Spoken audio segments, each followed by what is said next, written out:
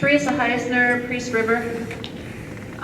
First of all, I would just like to say, who the heck cares if you didn't vote? It's been very active in this county in the last year, for those of you that are paying attention. And there will be a test. Anyways, this question is for all of the Bonner County Commissioner candidates.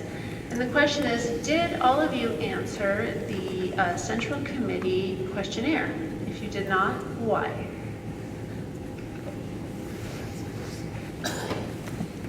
I answered it, 5 pages. I made a mistake. I misread number 22. Someone asked me about it. If you're looking for the perfect candidate, it's not me. I am human. I make mistakes. I emailed Mr. Herndon and I texted him 2 days ago. I will look him in the eye and say thank you. He was very prompt with his response.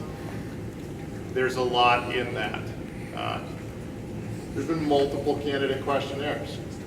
I've answered 3 so far, and I will continue to respond.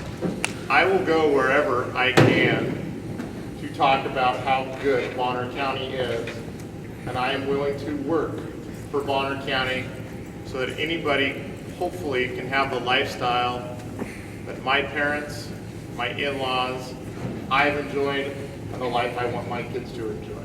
Bonner County is worth it. Yes, I did. Yes, I made mistakes. Yes, I've tried to correct them. Thank you. Lukamba.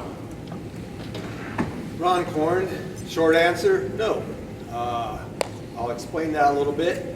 I have also filled out many questionnaires, and I am behind the 8 ball a little bit with my campaign because I jumped in a little bit late.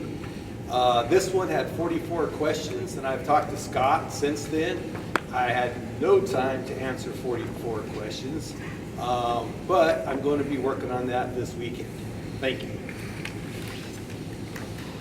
Hi, Rich Harder. I did answer them. Like Luke, I made a mistake. I sent Scott in a previous draft, so I think 3 of the questions were not answered. I did send you an updated. Did you get it? Did I update it yet? I don't think you have the last time I looked. There's like 3 questions in there that I accidentally sent him a previous draft. I got to tell you, I went through the questions and I found it relatively easy to answer. Most of those questions were just about my values and my beliefs. What do I think? I didn't need to do any research on any of them. I mean, there was like 2 of them I had to do research on. Most of them were just my gut, my core, who I am, and how I believe and what do I believe. It asked me the first question was, do you agree with the Republican platform? I went and read the Republican platform, top to bottom. I read it bottom to top. And the only thing I could think of was, God, I really do wish that my elected officials would read this and follow this. Because the Idaho GOP platform is fantastic. It's all about individual liberty. It's all about following the Constitution. It's all about protecting individual rights. It's all about protecting people's property rights.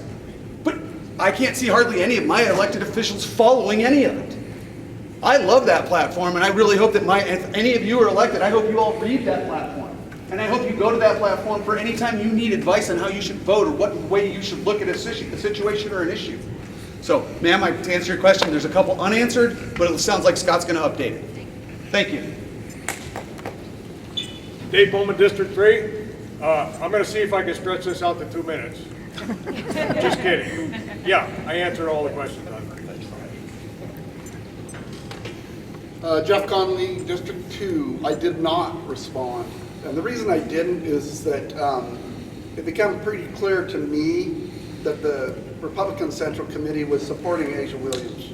And to me, it was like, well, what do I want to respond if these folks have already made their decision? And it appeared to me that that's what had happened.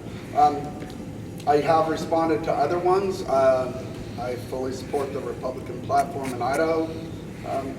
I guess you can hold that against me, but I think that they should have used the questionnaires to pick their candidates, and you could pretty clearly tell that they had already made their decisions.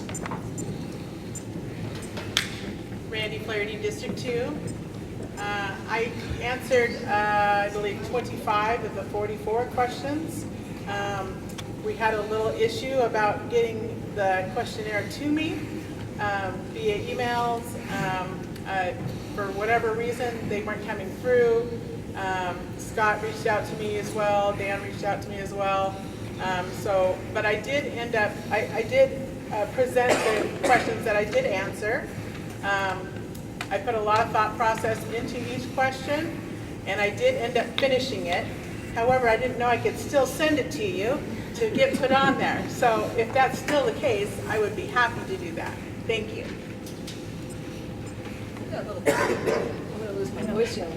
So I answered it, and I did receive their endorsement. But to be clear, it wasn't Central Committee. These were questions compiled by people. And so it was a priority for me to answer those questions to make sure that my platform that I have was in line with what the party is, because that's what the community as a whole has felt has been missing. And so I did take the time to write that. And if there was a feeling that those within Central Committee were going to vote for me to be their endorsed candidate, it's because I've been physically present in our community, because I've been physically active in our community, I've been participating, and I've been vocal. And that's what has been heard in this community. It wasn't that the members who are voting member, PC members, said they were going to vote for me ahead of time.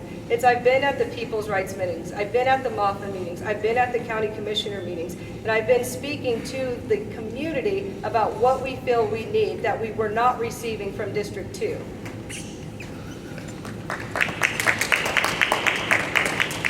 Thank you. Next question. Sorry, can I just follow up with you? Sorry. Is it okay to follow up with you real quick? I just need to know, can I turn the rest of my questions into you? Okay, thank you. We're going back and forth here with the lights, so. To answer your question, no, I have not answered the candidate forum. The reason for that is, and Scott, you and I just started emailing this week, a lot of my contact information apparently was lost or couldn't be found, so actually at last Saturday's forum, I showed up uninvited. I heard of the forum, so I showed up. We talked, we worked through it. I don't think there was any fault anywhere around. So I have not received the questionnaire yet.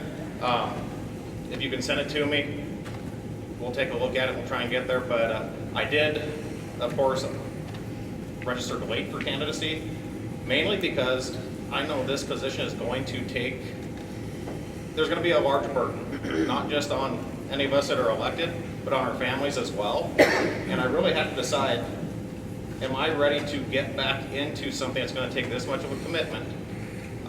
When I had retired from a position that was similar to this just over a year ago. So once my wife and I talked through it, and we decided, yeah, we're ready to do this again, that's when, early March is when I finally filed for candidacy.